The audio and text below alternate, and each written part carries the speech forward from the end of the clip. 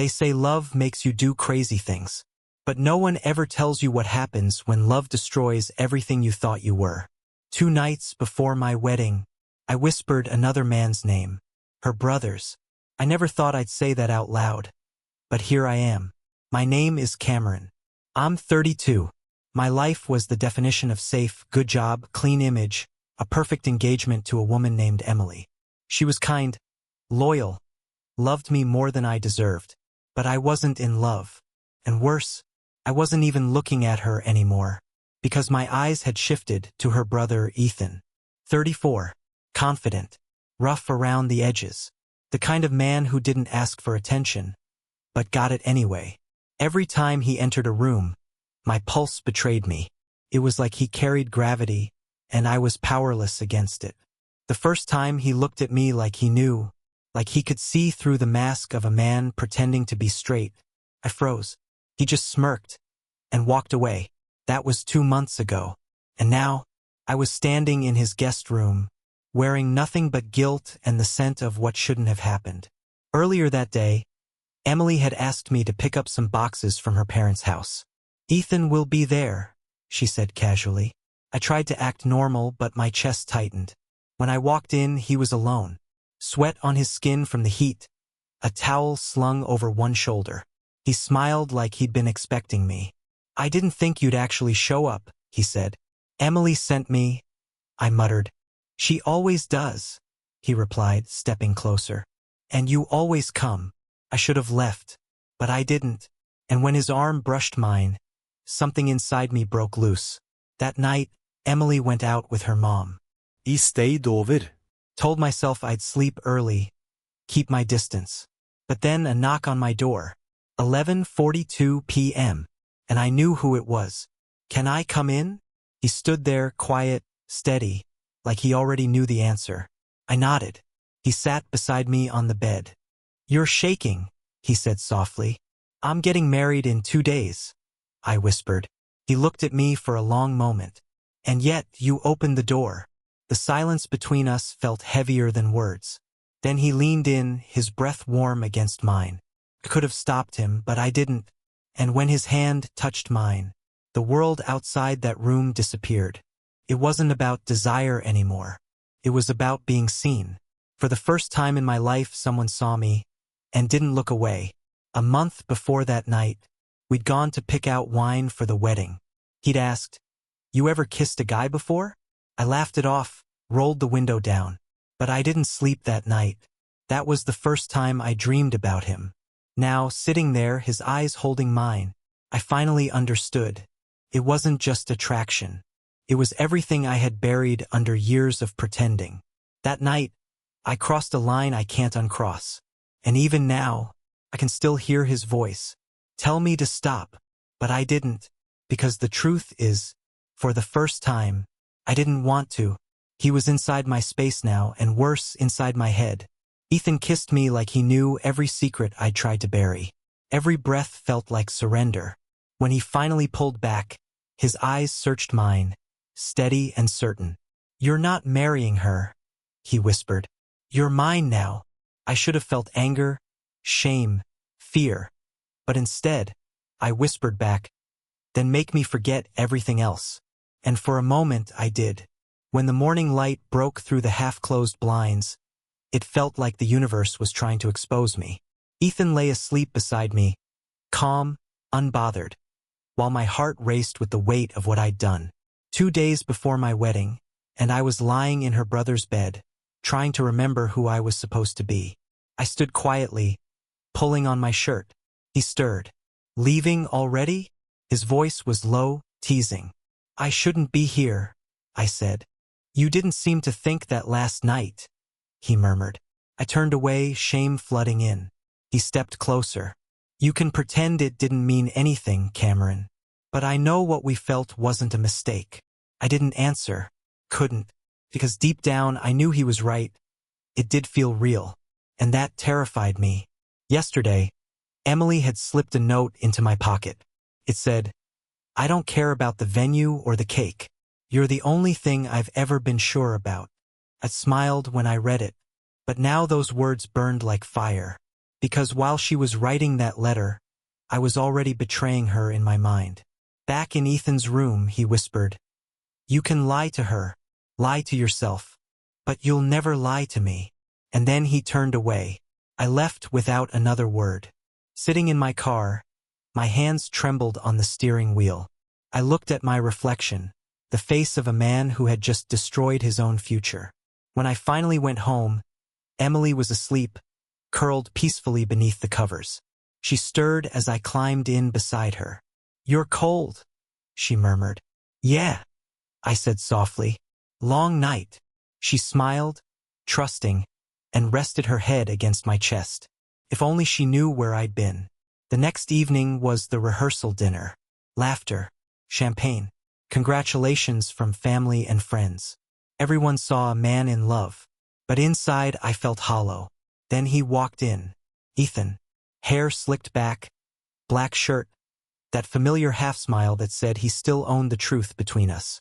Our eyes met just a second too long. He raised a brow and mouthed it. "Miss me?" I looked away, palms sweating, heart pounding. Because I did. As the evening went on, I tried to avoid him, tried to focus on Emily, but Ethan always found a way to be close enough to make my heart race for all the wrong reasons. When I stepped into the hallway to breathe, he followed. "You really thought it would be that easy?" he said quietly behind me. "Don't," I whispered. He stepped closer, his voice low and sharp. "Don't what?" "Remind you of what we were." "Stop it," I said through clenched teeth. He smirked. "Tell me, Cam, did you think about me today?" I turned away. "You're cruel. And you're mine," he snapped. For a moment, the hallway fell silent. Just the sound of our breathing, heavy and uneven, like a storm about to break. Then he leaned closer, his words a threat and a promise. "If you marry her, I'll destroy what you've built." My jaw tightened. "What does that mean?" "It means," he said, "I'll remind you of who you are when you're not pretending." I pushed past him, forcing my legs to move even though every part of me wanted to collapse. Later that night, Emily and I sat side by side on the couch, sipping wine, going over the last details for the wedding. She leaned her head on my shoulder, smiling softly. "I'm so lucky I found you," she whispered. I smiled back, or tried to, but all I could think of was him. The way he looked at me, the way he knew every part of me I wanted to forget. Just as I was heading to bed, my phone buzzed.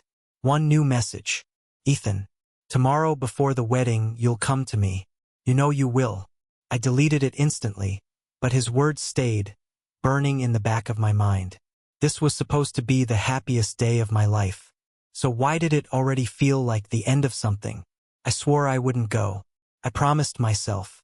But when the clock hit 6 and the sun began to rise on the morning of my wedding, I found myself outside his apartment. He opened the door before I could even knock, like he knew I'd come. No words, just silence, the kind that strips away excuses. "You came," he said softly. "I shouldn't be here, but you are. I hate that you do this to me." "No," he said quietly. "You hate that you still care." It wasn't love. It wasn't peace. It was surrender, the kind that leaves you hollow but alive. An hour later, at the venue, I arrived late, shaken. My thoughts were tangled, my heart heavier than ever. Emily looked radiant, glowing, certain, pure, and I looked like a man holding a secret too heavy to survive the vows ahead. "You okay?" she asked, squeezing my hand. "Just nervous," I lied. Across the room, Ethan stood near the front row, calm and collected in his suit. He didn't look ashamed. He looked satisfied.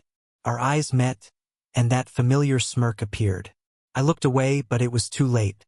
The guilt was already eating me alive. I thought of his last words that morning as I walked out his door. 3 simple words that would haunt me forever. "You'll never stop." I paused, not daring to look back, though the ache in my chest whispered that he might be right. Back to the ceremony. The music began. Emily started walking down the aisle. Everyone rose, everyone except me. Because as she took her first step, I turned and ran.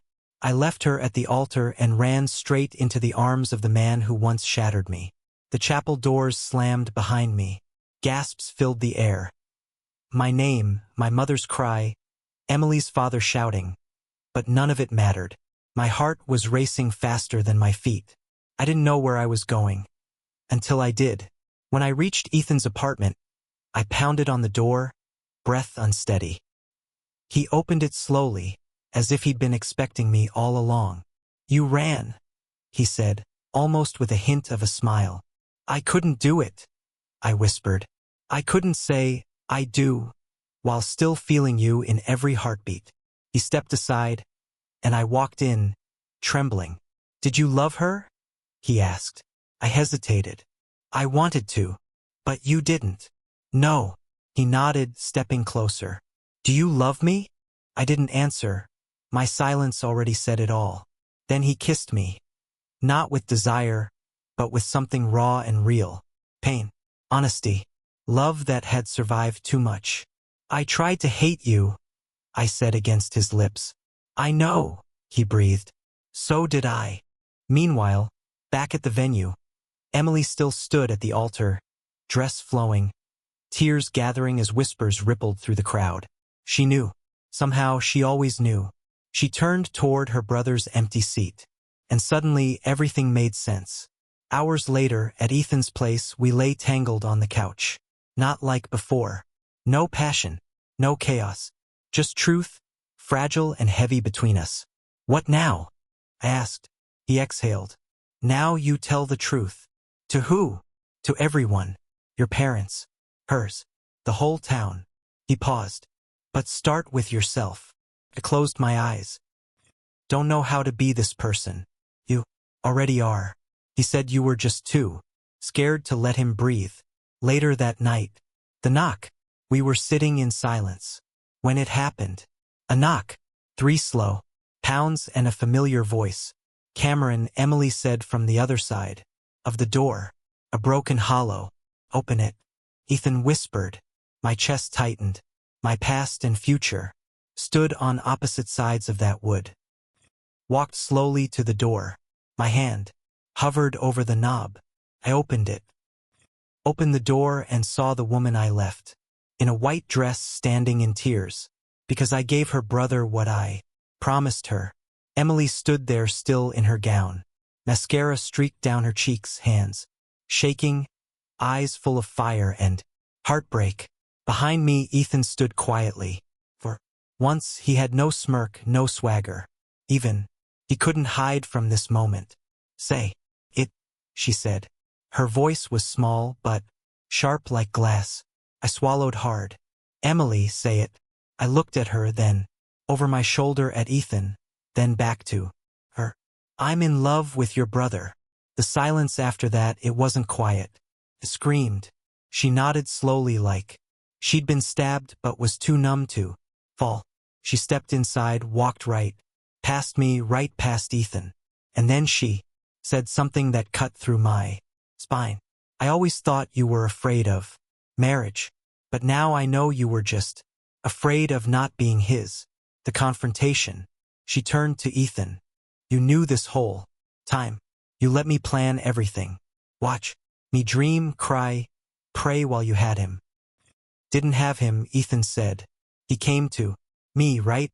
Because you made sure he would." He didn't deny it.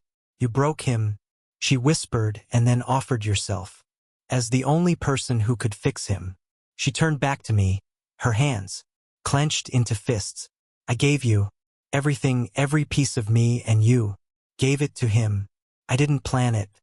"No," she snapped. "But you finished it." And then she said it. The line that split me open. "You didn't just cheat on me. You chose him over the version of yourself we both wanted to believe in." She walked to the door, turned back one last time. "You two deserve each other. Not because you're in love, but because you ruined everything together." And she left. Afterward, I didn't move for a long time. Neither did Ethan. The silence in that room was heavy, thick with shame, grief, and something that almost felt like relief. "I should go," I said finally. Ethan didn't argue. He just looked down. "Come back when you know who you are," he said quietly. "Not when you're still running from who you were." Later that night I drove. No destination, no music. Just thoughts echoing in the dark. I caught my reflection in the rearview mirror. The man staring back at me wasn't who I thought I'd become. A man who'd lost everything, and still wasn't sure if he'd gained anything real in return. I lost her. I lost myself. But what broke me most was losing him too. 3 weeks. That's how long it had been since I walked out of Ethan's apartment. Tears in my eyes, heart split in two. 3 weeks of silence. Emily never called. I didn't expect her to. But Ethan, he vanished completely. No texts. No late-night calls. Not even one of his sarcastic voicemails. Just nothing. I was sober. Alone. Hurting. I moved out of the apartment Emily and I were supposed to share. Returned all the wedding gifts. Called her parents to explain. They didn't want to hear it. They said she couldn't even say my name anymore. And honestly, I didn't blame her. But Ethan couldn't let him go. Because for all the chaos, the wreckage, and the guilt, what I felt for him was real. Not infatuation. Not obsession. Love. Messed up. Twisted. Soul-deep love. So one night, after standing in front of the mirror for over an hour rehearsing every word, I went back to Ethan's door. I stood there, hand trembling above the knock. And then I did it anyway. 3 slow taps. Nothing. I knocked again. Still nothing. My heart raced. I pulled out my phone and texted him. "I'm outside. Please, just talk to me." The message said delivered. Never read. I sat on his doorstep all night. Whispered apologies into the cold. Said his name 100 times in my head. I prayed he'd open the door. Say something. Yell. Anything. But by 4 a.m., I knew he wouldn't. Not tonight. Maybe not ever. So I sent one final text. "You were right. I didn't know who I was. But I do now. I'm the man who ruined everything because he was too scared to admit what he truly wanted. You." I hit send. Then walked away. 6 months later, I started over. New city. New job. New apartment. Therapy even. I didn't date. Didn't distract myself. I just tried to heal. Then one afternoon, my phone buzzed. A text from an unknown number. "You still take your coffee black?" My heart stopped. I stared at that screen like it held the meaning of life. Because maybe it did. That evening, I walked into the cafe. And there he was. Same crooked smile. Same dark eyes. But softer now, like we'd both walked through fire and made it out alive. He stood up. No words. Just a long, shaking hug. And in that moment, I knew I didn't just get him back. I got myself back, too. The end.